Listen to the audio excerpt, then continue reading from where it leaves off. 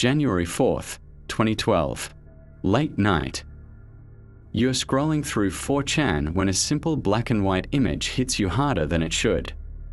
Not because it's scary, but because something in it feels alive. Hello. We are looking for highly intelligent individuals. To find them, we have devised a test. There is a message hidden in this image. Find it, and it will lead you on the road to finding us. We look forward to meeting the few who will make it all the way through. Signed only with 3301. Most people laughed and kept scrolling. They forgot about it before they even closed the tab. But the ones who paused, the ones who felt that strange pull and decided to dig deeper, they didn't just find a puzzle.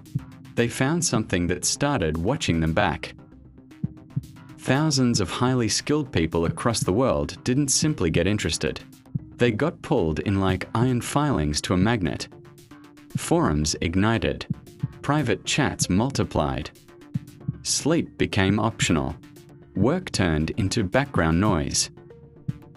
Real-life conversations started feeling shallow and pointless compared to the living riddle unfolding in front of their eyes. This wasn't another ARG. This wasn't made for entertainment or clicks. It was cold, surgical, patient. It felt like it was designed by someone who understood human curiosity better than we understand ourselves.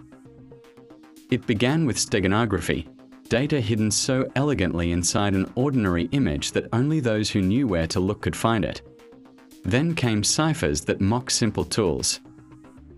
A robotic voice on a Texas phone number that spoke like it had been waiting for your call. Prime numbers that opened doors into deeper layers. Every new stage demanded a different part of your mind: mathematics, literature, history, programming. And just when you thought it was all digital, it stepped into the real world. Physical clues materialized at precise GPS coordinates on different continents. Anonymous posters appeared overnight in Poland, the United States, Australia, Japan, France. Each one carried the same symbol. Each one felt like a private invitation.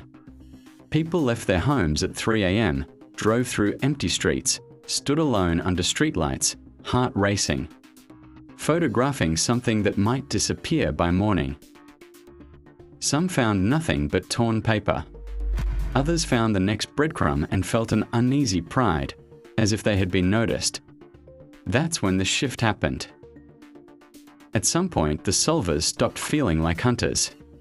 They started feeling like the ones being hunted. The puzzle wasn't just testing intelligence anymore. It was testing character, patience, obsession.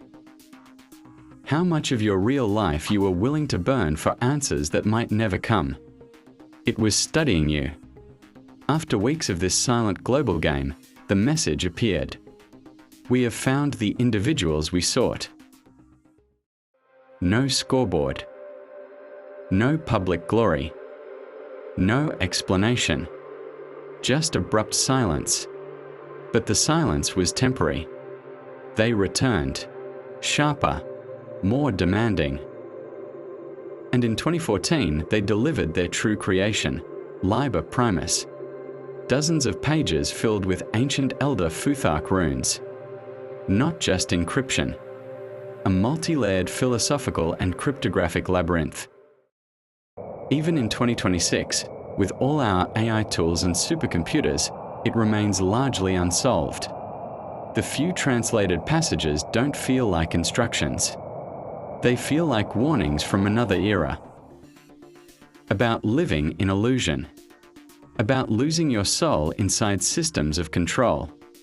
About the death of authentic thought in an age of noise. Reading them in 2026 hits differently. They sound like they were written for the world we live in right now. Constant surveillance. Algorithmic manipulation. Digital identities replacing real ones. Since 2017, the trail has gone completely cold. No new puzzles. No verified messages. Just heavy, intentional silence. The kind that makes you paranoid. The kind that forces you to ask, did they already find who they wanted? Are they still watching? Or was the real purpose never about solving the book at all?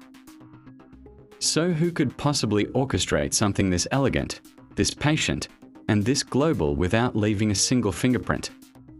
Some say intelligence agencies, NSA, CIA, GCHQ, running the most sophisticated talent search in history.